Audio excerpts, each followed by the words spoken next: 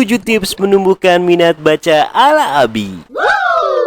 Menumbuhkan minat baca seseorang di zaman dan era yang serba maju ini memang tidak mudah. Menurut data UNESCO, minat baca masyarakat Indonesia sangat memprihatinkan, hanya 0,001%.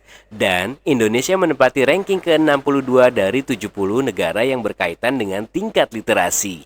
Artinya, minat baca masyarakat Indonesia berada di 10 negara paling bawah atau memiliki tingkat literasi yang rendah. Di sini, saya mau coba membagi tips gimana caranya menumbuhkan minat baca untuk kalian yang selalu sibuk setiap harinya. Dan lebih-lebih ini bisa diterapkan sama kaum rebahan nih.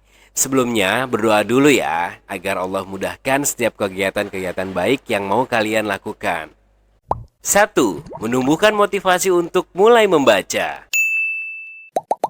Kita harus menyadari dulu nih bahwa membaca itu bisa membuka wawasan seseorang, menambah perbendaharaan diksi, dan apa yang kita baca itu menjadikan ilmu bagi setiap pembacanya. Asalkan buku yang dibaca memang bermanfaat ya guys. Percaya deh, makin hari makin sering kalian baca, pemilihan kata ketika berkomunikasi juga ikut berubah, menjadi jauh lebih pas diksinya, dan enak untuk disampaikan. Kedua, kemanapun pergi selalu membawa buku dan manfaatkan waktu luang untuk membaca buku di mana saja.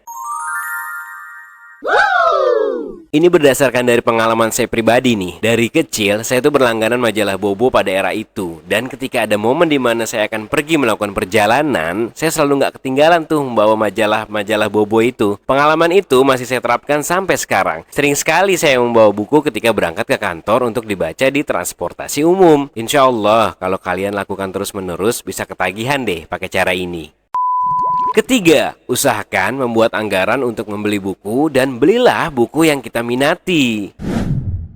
Ada fase di mana selepas lulus kuliah sudah nggak pernah lagi nih yang namanya membaca buku. Disebabkan kesibukan kerja, ngurus hobi, dan kesibukan lainnya. Saya ingat banget pada waktu itu kenapa pada akhirnya minat baca saya kembali lagi. Saya ditawari teman semasa SMA dulu untuk gabung di grup arisan buku. Yap, betul. Arisan buku. Jadi sebelumnya saya diajakin gabung dan dikasih daftar buku-buku yang qadarullah buku-buku pilihannya itu saya suka banget. Gak banyak pertimbangan pada waktu itu, langsung saya sanggupi. Dan momen itu merubah hidup saya kembali, bahwa pentingnya kebiasaan untuk membaca harus dipertahankan.